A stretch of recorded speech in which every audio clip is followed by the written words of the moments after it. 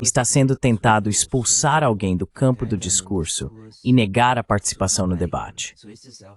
Também acontece que não sou convidado para muitas conferências, porque questionam minha integridade científica, ou talvez porque seria um incômodo se meu nome aparecesse na lista de participantes. Para mim, está absolutamente claro que não tenho mais grandes possibilidades de desenvolvimento científico no espaço de língua alemã. As possibilidades de desenvolvimento dentro do círculo de colegas estão limitadas, porque, como já disse no início, há um esforço consciente para desacreditar minha posição, para depois poder dizer, é claro que não queremos ter nada a ver com essa pessoa indesejada, que trabalha de forma desonesta e inadequada.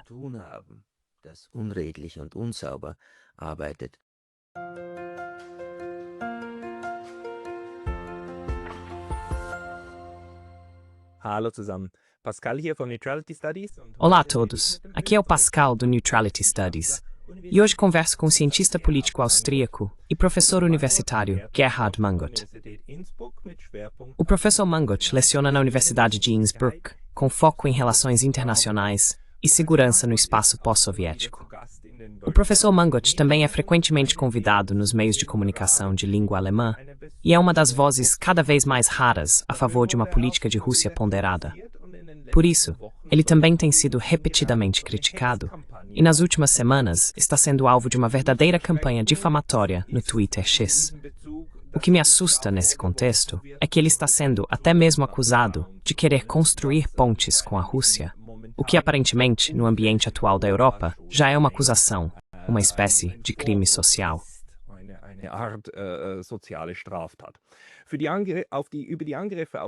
Sobre os ataques contra o senhor e a radicalização do discurso em relação à Rússia, queremos conversar hoje.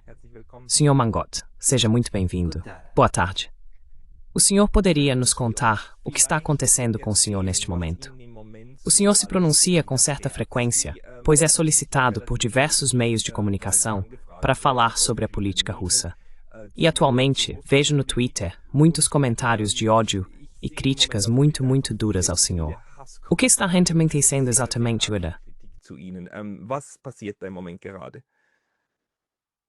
Im Grunde genommen sind es Angriffe von Basicamente, são ataques de contas que não usam nomes reais, mas certamente também estão envolvidas aquelas fazendas de comentários que simplesmente formulam críticas para descreditar a pessoa em questão, ou seja, eu. Agora estão me acusando de não ser cientificamente honesto, de não ter integridade e, como interpretação consequente, de ser um servo pago ou não pago das declarações públicas da liderança russa, um servo na disseminação de narrativas russas. E é algo que, acredito, mais incomoda os cientistas. Das ist etwas, was den Wissenschaftler, glaube ich, am meisten stört. Es ist ja nicht, dass der Widerspruch, die Kritik... Não é que a discordância, a crítica, seja algo que não se queira vivenciar. Na verdade, a crítica é especialmente adequada para aguçar a própria posição, ou até mesmo para mudá-la, caso se convença de que outra pessoa tem argumentos melhores. Mas não é disso que se trata. Trata-se de verdadeiros comentários de ódio, em parte em linguagem realmente agressiva, que tem como único objetivo me descreditar enquanto pessoa e também espalhar inverdades, mentiras e distorções. E o problema é que juridicamente quase não há como se defender disso, especialmente contra contas sem identificação real. Schon gar nicht gegen Accounts ohne Klarnamen. Sim, dos comentários que também me motivou a escrever é de uma conta que se chama, onde está, Vic. Ele fez um thread inteiro, 16 posts sobre você, e escreve aqui que você finge ser um especialista. Na verdade, você provavelmente tem ligações com o Kremlin, porque dizem que no seu site tem uma bela foto do Kremlin, ou seja, de Moscou.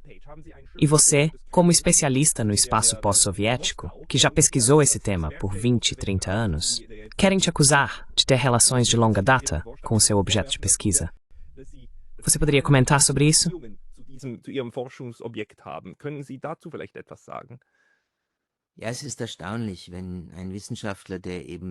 Sim, é surpreendente quando um cientista que trabalha há muito tempo, no meu caso, são 39 anos, no campo da pesquisa sobre a Rússia, é acusado porque, ou no meu caso específico, eu, na documentação da minha atividade de pesquisa no meu site, posto uma foto do Kremlin, ou seja, do centro de decisões da política russa.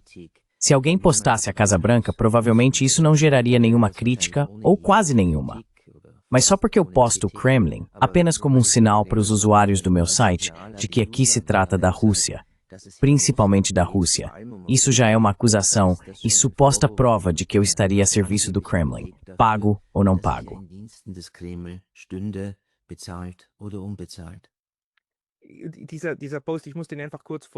Essa postagem eu preciso simplesmente ler rapidamente, porque eu realmente não consigo digerir. Mangot pode ser professor em Innsbruck, mas mentalmente parece residir entre Moscou e São Petersburgo. Enquanto a Europa ergue muros de sanções, ele constrói pontes, principalmente porque não vive na Ucrânia, mas lê relatórios da OSCE em um café de Innsbruck. Estão realmente acusando você? Ou seja, seu crime é construir pontes. Você poderia comentar brevemente sobre isso?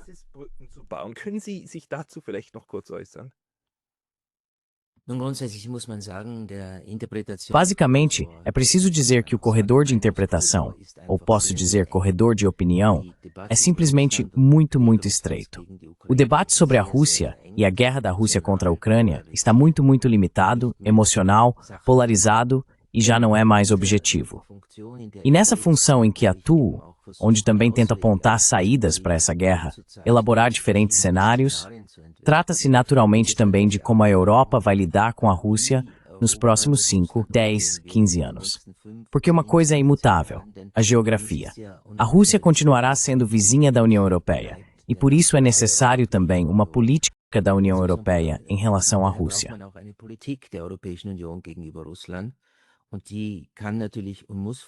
E claro, isso pode e deve ser uma das sanções e do isolamento político a curto prazo. Mas a longo prazo, essa não é uma estratégia com a qual se possa realmente fazer política de forma sensata.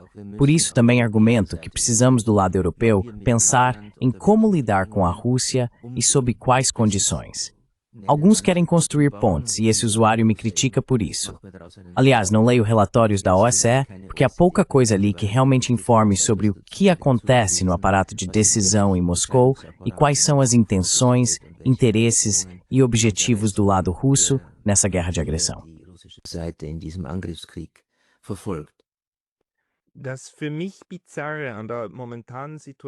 O que me parece bizarro na situação atual é que construir pontes ou mesmo promover o entendimento de como os processos de decisão em Moscou acontecem e o que realmente domina o discurso político na Rússia é algo que incomoda esses usuários ou atacantes no momento. O que eles querem é uma visão relativamente restrita, limitada, uma caricatura da Rússia, na qual Vladimir Putin é um déspota maligno que, como Jago em Otelo diz, age a partir da maldade de seu coração. Deixe-me fazer o mal hoje. Quem não adota essa imagem já é acusado, no espaço de língua alemã, de ser um entendedor de Putin. O bizarro é que nós, como cientistas, devemos justamente lidar com a questão de por que as pessoas tomam decisões por certos motivos. Será que ainda é possível, nessa situação acalorada, realizar um bom trabalho científico na Europa?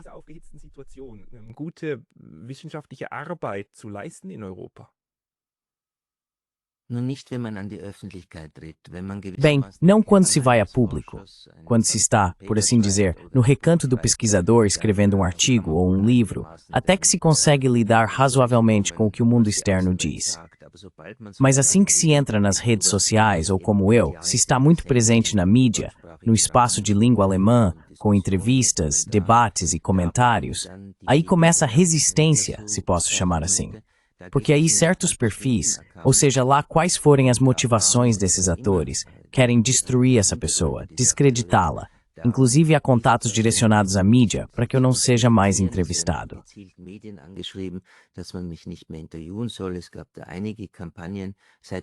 Houve algumas campanhas desde o início da guerra contra as quais não se pode se defender. Mas minha posição como cientista político é que um cientista político deve levar seus achados de pesquisa ao público, comunicar-se com as populações de diferentes países para lhes fornecer, do meu ponto de vista, uma interpretação adequada e provavelmente correta dos acontecimentos políticos para que possam formar uma orientação própria. E esse é também o motivo pelo qual continuo meu trabalho, apesar desses comentários difamatórios. Justamente porque não quero deixar o discurso nas mãos daqueles que querem controlar o debate de forma totalmente polarizada, emocional e unilateral.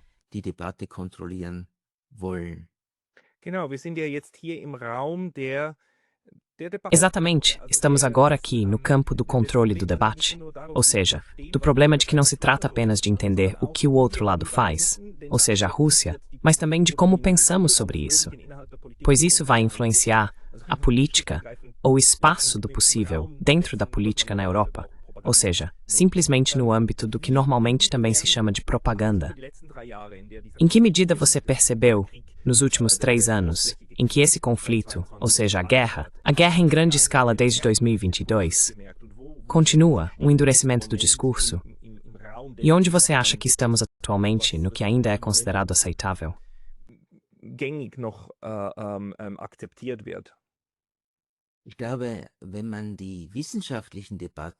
Acredito que ao observar os debates científicos, que podem ser bastante hostis, chega-se à conclusão de que certos atores, e isso representa a maioria deles, tentam impedir que alguém compreenda o que o outro lado pensa, como ele percebe as coisas. Porque imediatamente se presume que esse entendimento do outro ator significa compreensão de seu comportamento, compreensão de suas decisões políticas. Mas isso é absurdo. Todos nós deveríamos tentar entender da melhor e mais completa forma possível o que um ator faz, o que ele pensa, como ele percebe.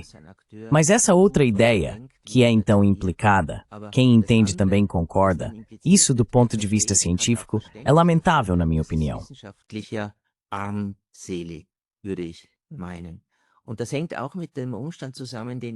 E isso também está relacionado ao fato que, pelo menos a partir da minha compreensão científica, eu critico.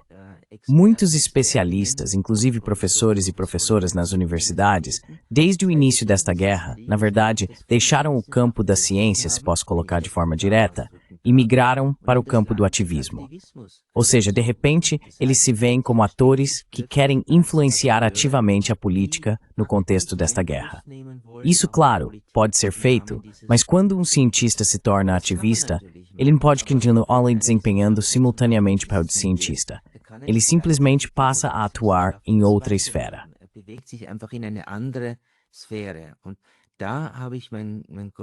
E eu já expressei meu grande pesar sobre isso várias vezes. Fui até insultado por isso, dizendo que nós, como cientistas, deveríamos tentar não fazer política. Isso é uma tarefa das elites políticas, mas nós deveríamos tentar mostrar quais decisões que são tomadas ou poderiam ser tomadas, poderiam levar a quais resultados em quais cenários. Isso é o que o cientista faz. Ele é o observador, o que classifica, o intérprete, mas ele não faz parte da política.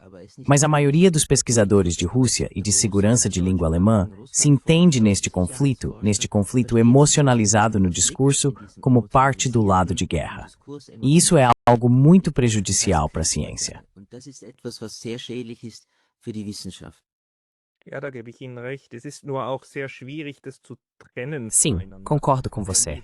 Só que também é muito difícil separar uma coisa da outra, porque a compreensão de como algo funciona geralmente anda de mãos dadas com opiniões sobre como se deve operar a máquina que se acredita entender. Por isso, minha opinião é sempre que devemos simplesmente deixar claro de quais avaliações partimos e então defender um ponto de vista. E aí existem outros pontos de vista, e é preciso saber lidar com eles. Mas no debate, muitas vezes se ganha mais do que se tinha no início.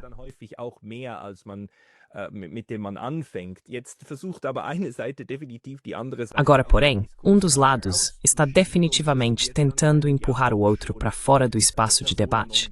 E você aparentemente já se tornou persona non grata para essa forma ou esse lado do ativismo acadêmico. Como é a situação na sua universidade e com os colegas acadêmicos? Ou seja, a maneira como você se expressa ainda está, pelo menos no meio acadêmico, dentro dos limites do que é considerado aceitável na convivência europeia? Ou você também sofre pressão de outros lados? Oder erfahren Sie auch Druck von anderer Seite? Bem, infelizmente tenho que dizer que a minha universidade, simplesmente nos abandona completamente quando nos tornamos vítimas de campanhas de ódio. Cheguei até a ouvir uma vez: você não deve sempre se colocar como vítima, porque você não é isso. Ou seja, não se pode confiar nos superiores e na direção da universidade para receber apoio, nem esperar que venham de lá medidas pensadas para proteger cientistas individuais e ajudá-los nesse sentido.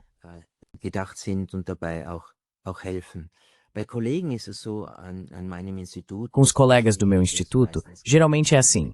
Eles, na maioria das vezes, nem percebem isso de verdade, não tomam conhecimento. Então, não há pressão ali. Mas existe a pressão da comunidade científica, no meu caso, especialmente no espaço de língua alemã, principalmente na Alemanha, onde se percebe que até mesmo cientistas, colegas que deveriam estar comprometidos com o princípio de se aproximar o máximo possível da realidade e interpretá-la,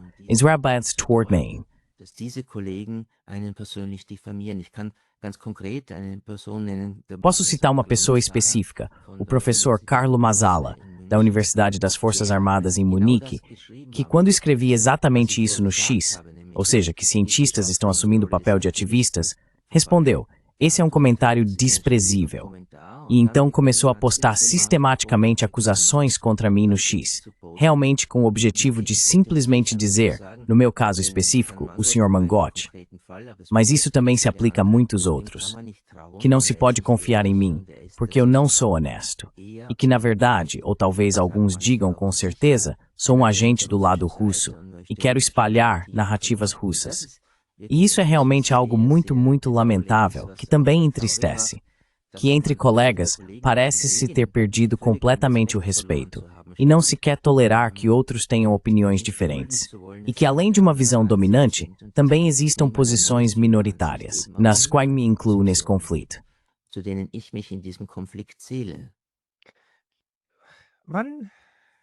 Wann haben wir diese Quando foi que perdemos, ou pelo menos diminuímos essa capacidade de diálogo?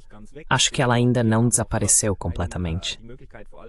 Também acredito que ainda temos a possibilidade, especialmente nas ciências na Europa, América do Norte e assim por diante, de nos expressarmos de forma relativamente autônoma. Não é um ambiente absolutamente repressivo, mas vemos essa uniformização, considero isso um tipo de fenômeno sociológico. E já observamos isso durante a pandemia de Covid, que a pressão para se expressar dentro de certos limites aumenta de forma extrema e que até mesmo posições científicas contrárias, mesmo que sejam consideradas absurdas, não se quer mais permitir que recebam qualquer atenção. Você pode, eu atribuo muita coisa também à pandemia, mas você vê outros motivos para que estejamos neste momento caminhando para essa uniformização. Ein Grund dafür, dass wir im Moment in diese Gleichtaktung hineinlaufen.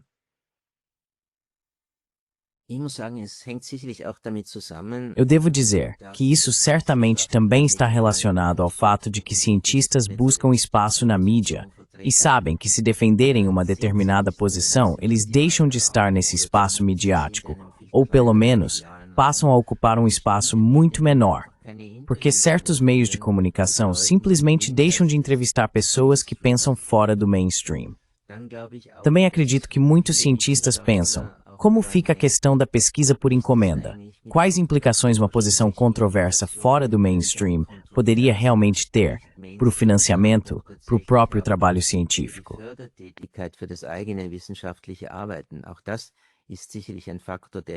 Isso certamente também é um fator que desempenha um papel aqui.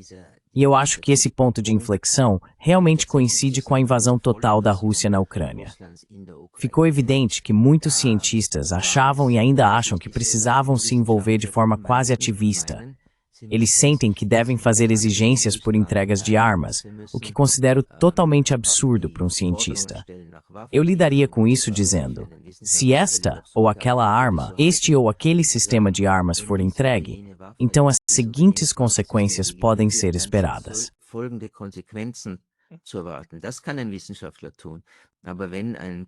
Isso é algo que um cientista pode fazer. Mas quando um professor de relações internacionais diz que o Taurus, o míssil de cruzeiro Taurus, deve ser fornecido, ou que tanques devem ser entregues, essa campanha de cientistas com a hashtag #FreeLeopard, ou seja, entregue, em referência aos tanques Leopard 2 das Forças Armadas Alemãs, quando os cientistas se envolvem dessa forma, não apenas na consultoria política, mas realmente influenciando a política para mim, e aí termina o trabalho científico e sangue. Da gebe ich Ihnen recht. Sim, eu concordo com você. Eu sempre penso no que isso significa para mim, porque eu tento sempre dizer, não, se for para tomar partido, os cientistas deveriam estar do lado da paz e da desescalada, embora isso, no seu entendimento, também seja uma forma de ativismo. E você está certo. É preciso pensar bem no que se faz. Sim, então eu diria, me perdoe por interrompê-lo, eu diria o seguinte: se alguém tem, por assim dizer, uma compreensão emancipatória da ciência política, voltada para determinados valores, eu ainda não vejo isso como ativismo, mas sim como uma posição científica legítima. Ninguém precisa adotar a mesma posição que eu, na qual digo, como analista, deve ser totalmente indiferente para mim quem vence a guerra na Ucrânia. Ou seja, não estou dizendo que mais importante para a ciência deve ser a compreensão geral da ciência.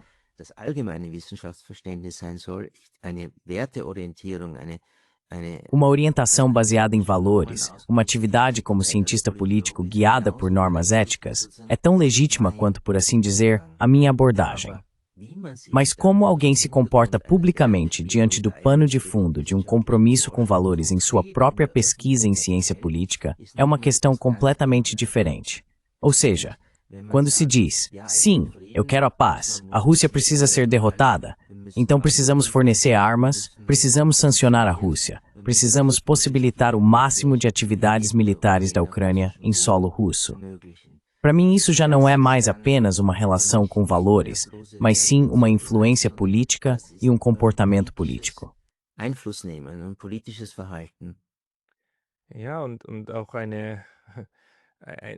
Sim, e também uma tentativa de manipular a percepção do público. E isso é algo que desagrada a muitos de nós. O fato de sentirmos que está sendo criado um demônio do outro lado, que simplesmente não corresponde à realidade. E quando se tem uma imagem do inimigo que não é baseada na realidade, tomam-se decisões que podem ser desastrosas. E deveria haver, na verdade, um interesse geral em captar essas realidades da forma mais objetiva possível. Será que na Europa, na Áustria, talvez nos países de língua alemã, já chegamos ao ponto de estarmos tão imersos nessa retórica de guerra que essa avaliação objetiva já nem é mais desejada socialmente, pela maioria das pessoas? Sozial, also von einer Mehrheit der Leute. Então, o que eu percebo das reações da população na rua, das minhas aparições na mídia, eles elogiam justamente o fato de eu olhar para o conflito de forma objetiva e neutra. E eles confiam no que eu digo. Muitas vezes dizem que eu sou, por assim dizer, o padrão de objetividade. O que eu digo pode ser acreditado.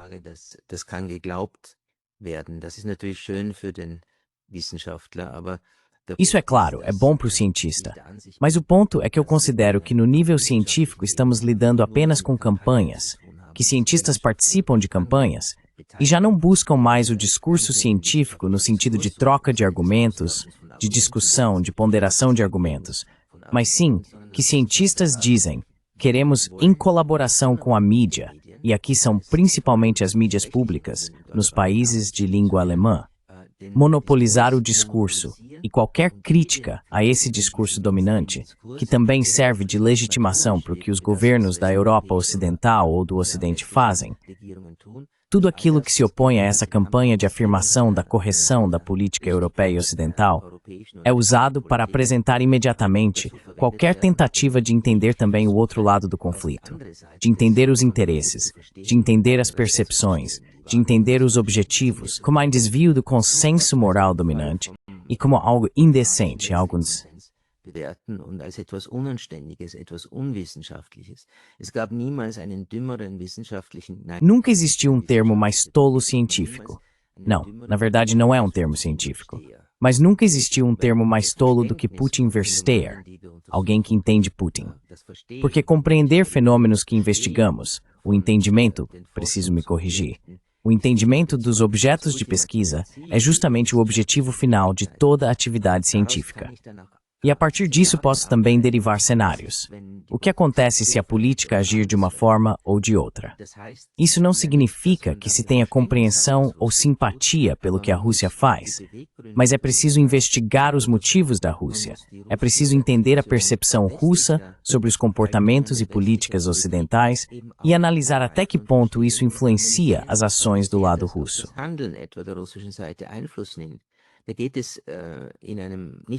Aqui não se trata, em um sentido não moral, mas sim jurídico internacional, de dizer que a Rússia não é a única culpada por esta guerra. Claro, a Rússia se comportou de forma errada em uma situação política que percebeu como perigosa para si, ou seja, violando o direito internacional e a proibição do uso da força das Nações Unidas. Mas é preciso entender como isso aconteceu do ponto de vista russo e quais margens de manobra a política russa realmente enxergava antes dessa guerra. Como disse, trata-se de compreender, não de justificar.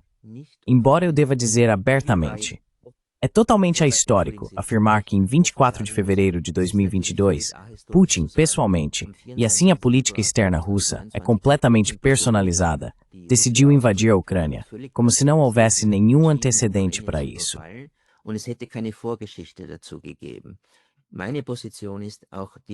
Minha posição é: os países ocidentais também cometeram erros em sua política em relação à Rússia, intencionalmente ou não, que geraram do lado russo uma percepção que acabou levando a Rússia a uma decisão fatalmente equivocada.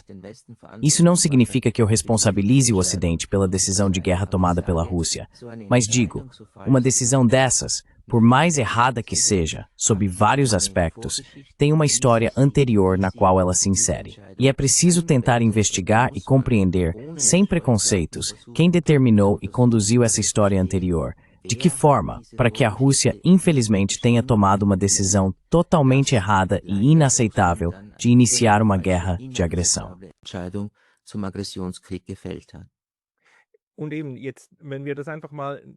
E agora, se deixarmos de lado por um momento, ou seja, a avaliação do ataque, e nos concentrarmos no que estamos observando atualmente na Europa, vemos que, por um lado, temos esses termos de combate e essa palavra Putin versteher, alguém que entende Putin. Essa conversa também está sendo traduzida para o inglês, francês e outros idiomas, e essa palavra nem sequer existe em outras línguas. Só no uso do alemão é uma acusação dizer que alguém poderia entender o Sr. Putin. Curiosamente, essa acusação sempre vem de pessoas que imediatamente dizem: vou te explicar agora como se deve realmente entendê-lo, porque você está entendendo errado. Na verdade, é uma acusação de que se entende Putin de forma errada, ou seja, de maneira diferente da deles.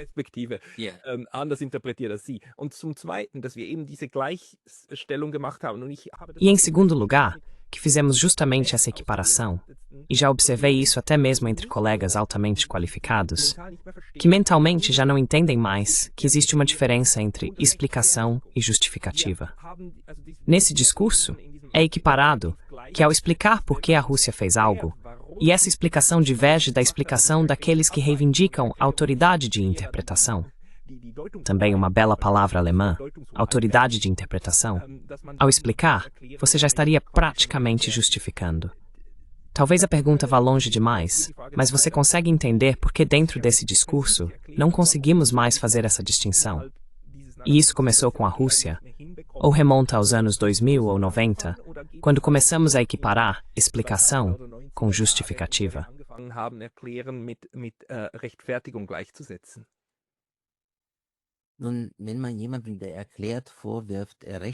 Bem, quando se acusa alguém que está explicando de estar justificando algo, isso acontece em uma situação ou contexto em que os outros, que reivindicam para si o poder de interpretação, querem a todo custo impedir que haja críticas ao seu discurso dominante. A monopolização do discurso, e isso muitas vezes ocorre em estreita coordenação com a política, não pode ser perturbada por opiniões, visões e interpretações diferentes. E aqui faço uma segunda acusação. Acredito que alguns colegas adotam deliberadamente as narrativas do governo no Ocidente. Por exemplo, esse debate quase histérico. Quando a Rússia vai atacar a OTAN? Quando o Ivan, por assim dizer, estará em Berlim e em Paris? E apresentam como certo que a Rússia, depois da Ucrânia, independentemente de como esse conflito terminar, irá se voltar contra a Europa.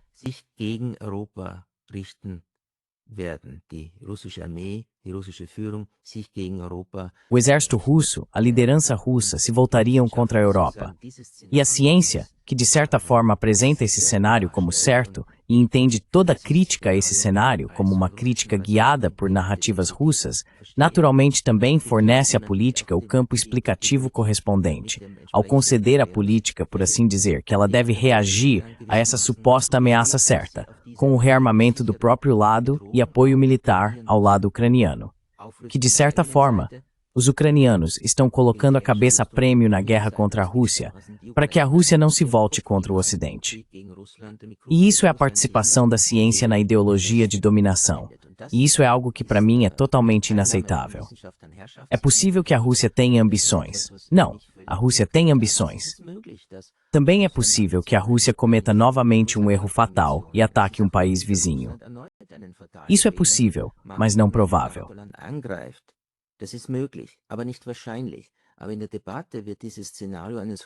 Mas no debate, esse cenário de um ataque russo já está até sendo datado. O historiador de Potsdam, Sönke Neitzel, por exemplo, disse que talvez estejamos vivendo o último verão em paz. Massala afirma que no máximo até 2029 haverá uma tentativa de influência russa, chegando até a um ataque militar, ou seja, que já estamos começando a marcar certas medidas no calendário, e com isso, justificando que a política direcione todos os recursos para o campo do armamento.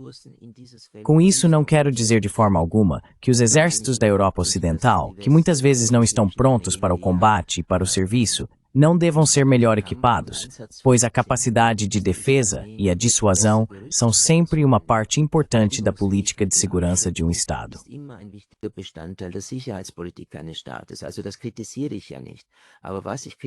Então, isso eu não critico. Mas o que eu critico é que cientistas apoiam esse objetivo da política, de certa forma, ao justificarem o próprio rearmamento por meio do incitamento do medo diante das supostas ambições da Rússia. O ponto é o seguinte: quando os países da Europa Ocidental, que em parte já enfrentam situações orçamentárias muito precárias, agora precisam cumprir duas tarefas, o próprio rearmamento e o apoio militar à Ucrânia, surge naturalmente a pergunta: como isso será financiado? E não existe um caminho de financiamento que não represente um ônus para a política em outras áreas, principalmente na política social.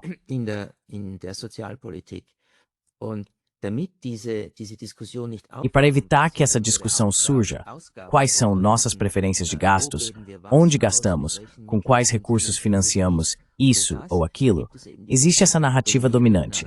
Estamos em uma situação em que um ataque da Rússia é iminente e precisamos estar prontos para a guerra.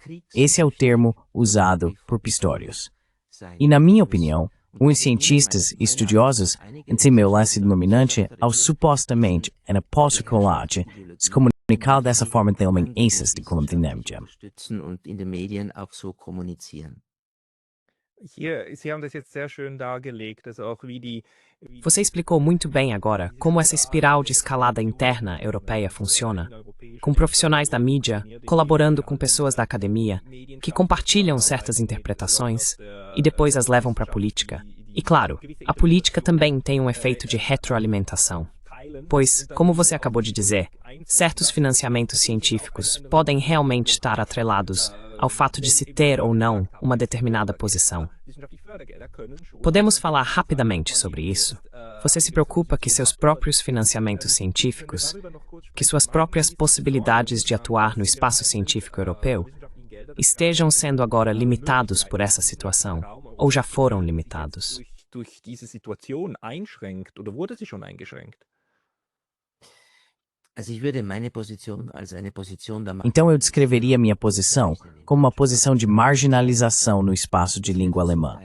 Ou seja, tentam me expulsar do campo do discurso e negar minha participação no debate. Também acontece que não sou convidado para muitas conferências porque questionam minha integridade científica. Talvez também porque seria um incômodo se meu nome aparecesse na lista de participantes. Para mim, está absolutamente claro que não tenho mais grandes possibilidades de desenvolvimento científico no espaço de língua alemã. As possibilidades de desenvolvimento dentro do círculo de colegas estão limitadas, porque, como já disse no início, há um esforço consciente para desacreditar minha posição, para depois poder dizer, claro que não queremos ter nada a ver com essa criança problema, que trabalha de forma desonesta e pouco rigorosa.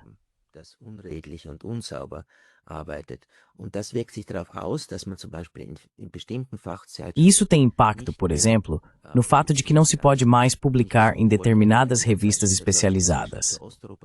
Se eu tentasse publicar algo na revista da Sociedade Alemã de Estudos da Europa Oriental, com base na minha interpretação do conflito, eu espero, claro que não posso saber com certeza, e a redação negaria totalmente. Mas espero que um artigo assim nem seria publicado, porque simplesmente não se encaixa no trabalho editorial de formação de opinião que ocorre ali. Então sim, um cientista também pode ser excluído. E alguns cientistas acabam cedendo à tentação de, por assim dizer, servir ao outro lado ou se oferecer ao outro lado, o que eu não faço. Mas certamente se sofre punições concretas quando se sai demais do corredor de opinião.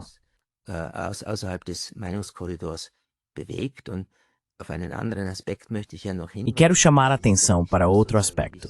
Não se trata apenas da marginalização científica, mas tudo isso também precisa ser processado psicologicamente. Existe, claro, aquela expressão, se você não aguenta o calor, não entre na cozinha. E aí alguém poderia dizer, Sr. Mangotti, se o senhor vai para o espaço público, tem que aguentar ser criticado. Mas como já disse, não se trata de crítica, mas sim de difamação.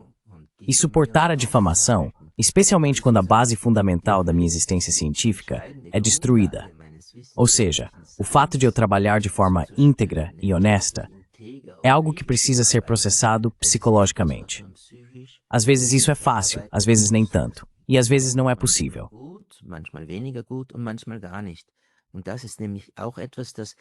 E isso também é algo que indiretamente leva a uma espécie de intimidação. Certos assuntos simplesmente deixam de ser abordados. As pessoas deixam de postar sobre determinadas questões simplesmente porque já têm um certo medo de qual será a reação, algo que talvez psicologicamente não consigam suportar facilmente ou de forma alguma. E isso é realmente fatal. Então, além da marginalização, a destruição psicológica de pessoas com opiniões diferentes é algo que, para mim, é totalmente destrutivo e mostra claramente que já não estamos mais em um discurso racional.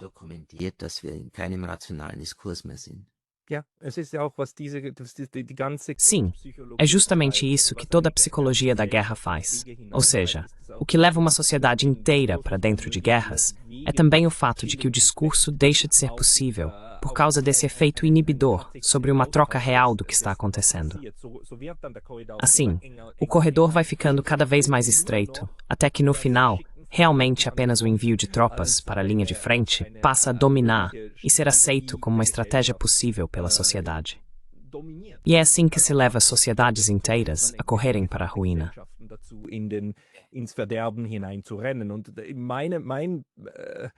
E o meu grande medo é que a Europa esteja exatamente se movendo nessa direção neste momento.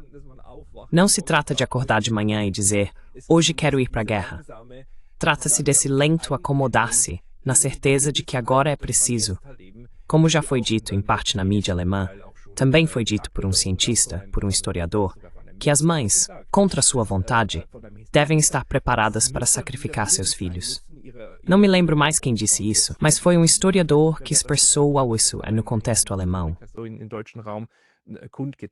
Ich weiß den Namen auch nicht, aber ich habe das auch gelesen. Ja, und Eu também não sei o nome, mas li isso e fiquei realmente surpreso com essa afirmação, a colocação da suposta ciência a serviço da retórica de guerra. Não podemos esquecer o que nós, claro que na Rússia isso é muito pior, digo isso como uma forma de autoproteção, mas vivemos em sociedades ocidentais, principalmente na Europa, e lá não há apenas uma militarização do discurso, mas também uma militarização da vida social. Por exemplo, quando se diz que a Bundeswehr alemã deve ir às escolas e de certa forma se apresentar e explicar o que faz. E isso muitas vezes é dito de forma menos explícita. Basicamente, recrutar jovens para os próprios exércitos, já na infância ou adolescência. Isso é uma forte militarização da vida pública, o que considero assustador. die erschreckend ist, meiner Ansicht nach. E dentro desse discurso, também para nós, você é austríaco, eu sou suíço, nós também temos a política de neutralidade como parte da nossa política nacional de segurança. E vemos neste momento como os ataques a essa política de segurança, não militarista ou pouco militarista, estão em andamento. E como o apoio à neutralidade já está sendo equiparado a avaliações erradas do cenário real de ameaças. Wir haben eine solche Debatte natürlich in Österreich auch, wo die Nós também temos esse tipo de debate na Áustria, onde a neutralidade é questionada, onde se diz que a neutralidade não nos protege, o que, objetivamente e do ponto de vista histórico empírico, é verdade, mas isso não é um argumento contra buscar ou manter um status neutro. É claro que a neutralidade também exige uma capacidade de defesa, uma capacidade material de defesa, mas o discurso é: precisamos de um bloco europeu fechado, onde apenas Estados-membros da OTAN atuam, e qualquer outra orientação de política de segurança, que entenda a política de segurança não apenas como política militar, é descreditada. Numa situação dessas, é extremamente difícil para um cientista ser ouvido, sem, como já foi frequentemente destacado, ser descreditado. diskreditiert zu werden und, wie ich sagte, Sicherheitspolitik zu verengen auf E como eu disse, reduzir a política de segurança à política militar é intelectualmente muito pobre. Claro que existe um componente militar na política de segurança, mas esse é apenas um entre muitos outros. E eu tenho a sensação de que todo o resto está sendo negligenciado ou apresentado como ineficaz, ou também como se não fosse mais importante. E a concentração está cada vez mais apenas na política militar, na prontidão para a guerra, na capacidade de guerra. Como isso está se intensificando cada vez mais no discurso político, apoiado por certas elites acadêmicas, e eu acredito que essa tendência vai se acentuar ainda mais, e talvez daqui a 2 anos vamos nos alegrar por termos hoje mais espaço para o debate do que teremos então. É esse o meu pessimismo a respeito. So pessimistisch bin ich diesbezüglich eigentlich. Eu também. Então, eu tenho a sensação de que as chances desses canais do YouTube não existirem mais em 2 anos são relativamente grandes, ou que eles não estejam mais acessíveis, que sejam bloqueados. Já estamos no ponto em que a Europa, não a Suíça, mas a bloqueou, a RT e a Sputnik, ou seja, veículos de mídia da Rússia. A Suíça não fez isso. O governo suíço argumenta que isso não condiz com a nossa compreensão de uma sociedade liberal. Essa é uma crítica bastante interessante ao UE. O Japão, aliás, também não fez isso. Então vemos aqui, em diferentes pontos dentro do discurso ocidental, o que ainda se deve permitir ou não. Mas também tenho a sensação de que o discurso nas redes sociais está ficando mais restrito e que a tentação dos governos de também reprimir essa parte do discurso provavelmente vai aumentar.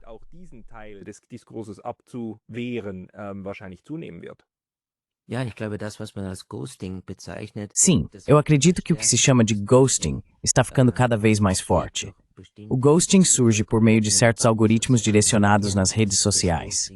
O ghosting acontece quando determinados canais de mídia influentes deixam de transmitir certas posições, não as permitem mais, excluem todos que defendem essas posições, os deixam de fora.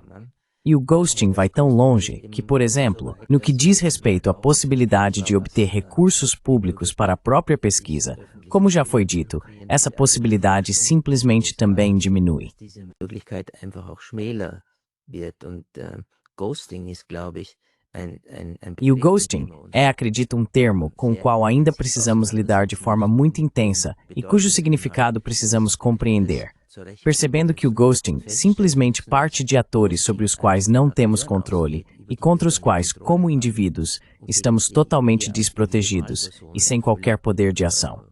Não podemos, por assim dizer, contrariar esse processo. Quem é vítima de ghosting, o que pode fazer? Justamente por estar sendo ignorado, quase não consegue mais divulgar sua própria posição, pelo menos não nos meios de comunicação de massa do serviço público de radiodifusão. E aí não na Áustria, mas na Alemanha.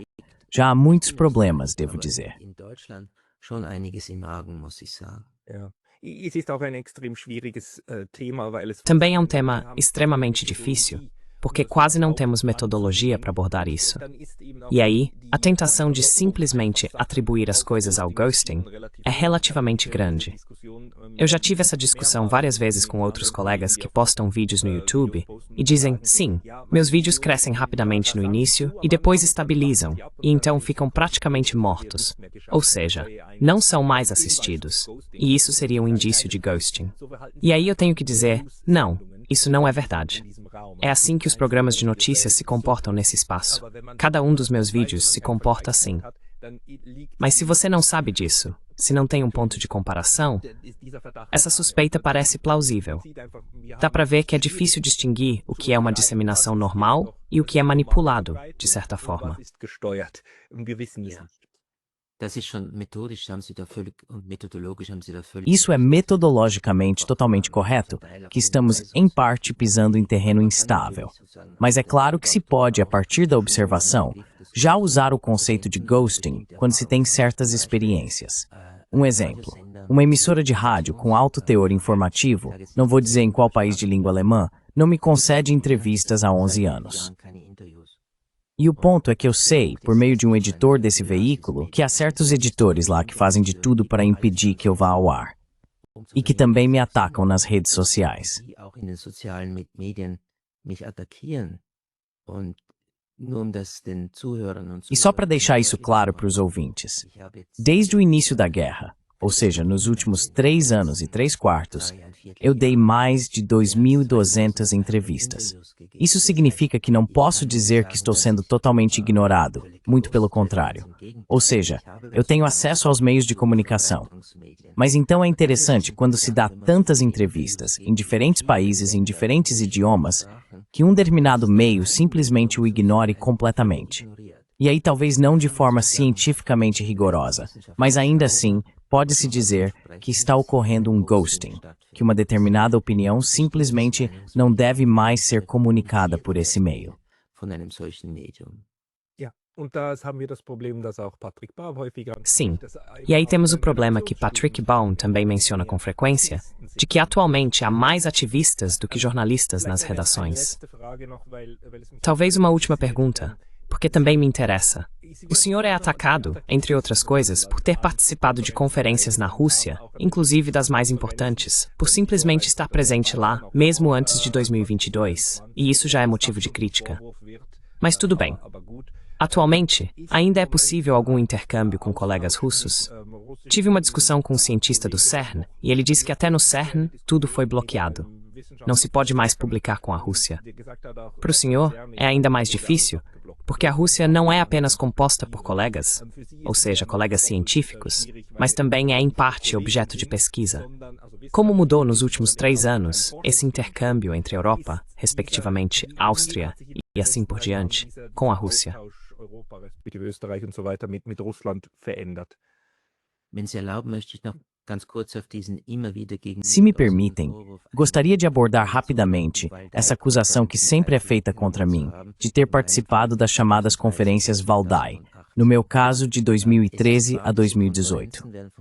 É verdade, essas conferências são organizadas pelo gabinete presidencial russo e é o gabinete presidencial que decide quem é convidado ou não. Mas eu sempre participei dessas conferências, assim como muitos outros colegas da Europa, da Ásia, dos Estados Unidos, da América do Norte em geral. Porque lá tivemos a oportunidade de, em um ponto geográfico específico, ou seja, na sala de conferências, encontrar justamente o who's who da pesquisa internacional sobre a Rússia.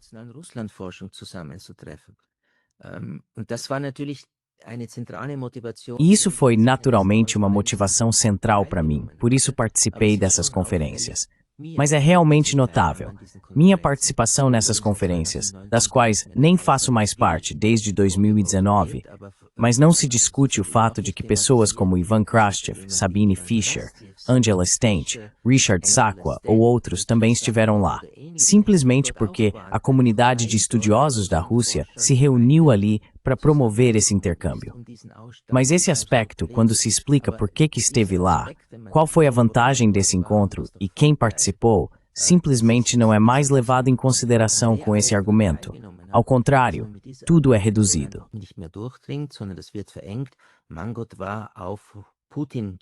Mangot participou de conferências com Putin, de conferências no Kremlin, e isso documenta sua traição à integridade. Isso é naturalmente algo que sempre me é jogado na cara e contra o qual não posso me defender, porque meus contra-argumentos, que expressei aqui, simplesmente não são levados em consideração. Mas voltando à sua pergunta, quando a guerra começou, preciso dizer assim, na minha universidade, na Universidade de Innsbruck, havia um chamado Centro da Rússia, ou seja, uma instituição de pesquisa interdisciplinar, que estudava a Rússia e colaborava com colegas russos, institutos russos e universidades russas.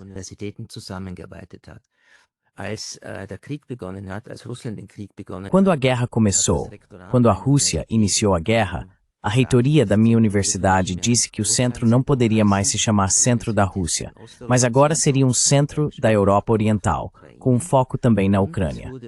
E nos foi, e isso é muito mais relevante do que o que eu disse antes, especificamente proibido colaborar com colegas na Rússia que não se posicionem claramente contra essa guerra, que não se distanciem claramente dessa guerra.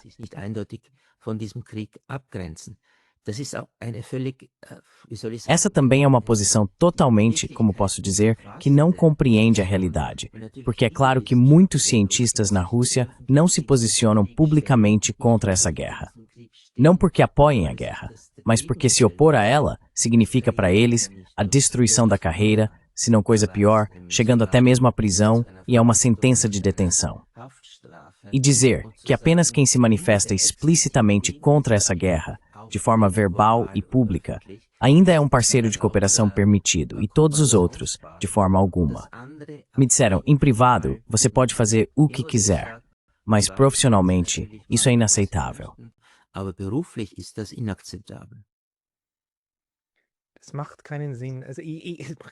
Não faz sentido. Claro que faz sentido. Nós entendemos por que isso acontece. Simplesmente, não consigo compreender como alguém pode criticar um cientista por ir ao país que estuda, trocar ideias com pessoas que também estudam o mesmo tema, e além disso, vivenciar como o discurso sobre o que ele pesquisa está sendo conduzido naquele país no momento. Quero dizer, há tantos motivos para querer participar dessas conferências.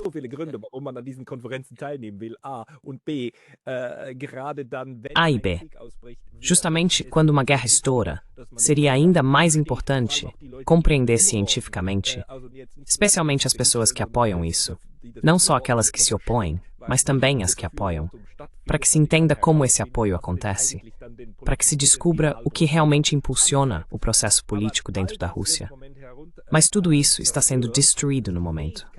A capacidade de interpretação está sendo destruída agora. E vocês são um elo nessa destruição da compreensão da Europa sobre o que está acontecendo na Rússia.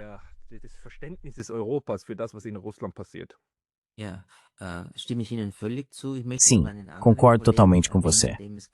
Gostaria de mencionar outro colega que passa exatamente pela mesma situação. Trata-se de Johannes Warwick, da Universidade de Halle, que é especialista em política de segurança e tem se manifestado repetidamente sobre esta guerra na Ucrânia. Ele é alvo de uma onda de ódio e de esforços de descredibilização ainda mais intensos do que eu, embora eu esteja aos poucos me aproximando dessa situação e sendo igualmente marginalizado, criticado e difamado. Mas ele também é uma pessoa, uma figura acadêmica respeitável, que tem uma cátedra com todo mérito, mas que está sendo sistematicamente destruída, a ponto de esse colega, assim como eu também estou começando a fazer, não ler mais nenhum comentário no X, porque sabe que ali há uma infinidade de postagens de ódio, sejam elas orquestradas ou não, e isso não é algo que ele, ou mesmo eu, consiga suportar sem consequências psicológicas.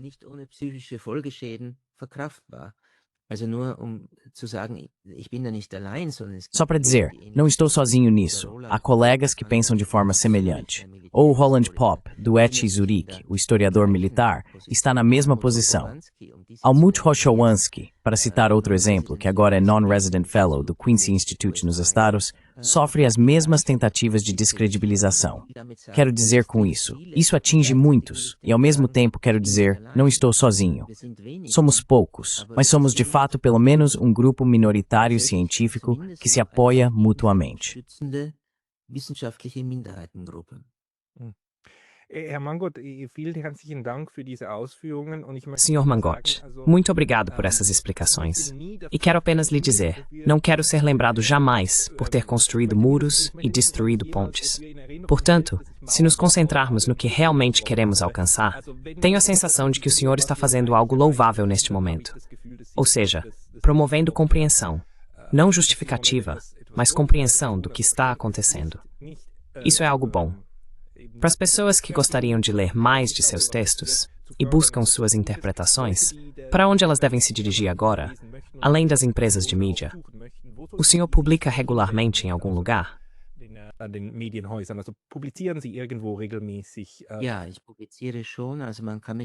Sim, eu já publico. Ou seja, é possível me encontrar em revistas especializadas. Também escrevo livros. Escrevi um livro sobre a pré-história e o desenrolar dos primeiros anos de guerra em relação à guerra de agressão russa contra a Ucrânia. Acredito que ficou um bom livro.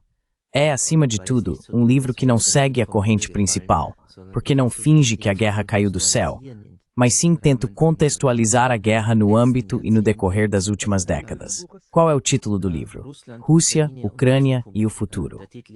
O título é um pouco banal, mas foi escolhido pela editora. Mas é sempre uma tentativa de mostrar claramente como, de certa forma, diferentes atores do lado oriental e ocidental acabaram entrando nessa situação ou até mesmo a promoveram, em parte, não intencionalmente, mas por falta de compreensão do outro lado.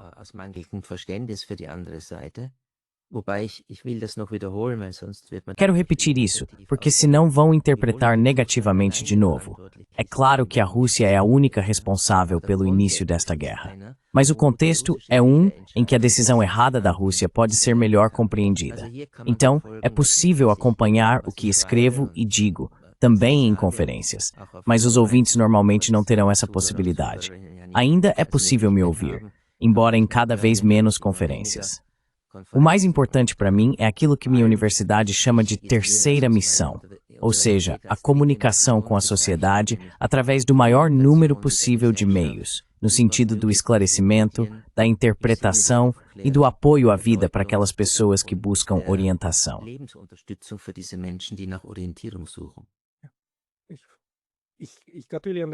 Parabéns por continuar com esse trabalho. Por favor, continue assim. Vou colocar seu livro, seu site e outros links na descrição deste vídeo. Professor Mangot, muito obrigado pelo seu tempo hoje. Também agradeço a você pela oportunidade de poder falar sobre isso.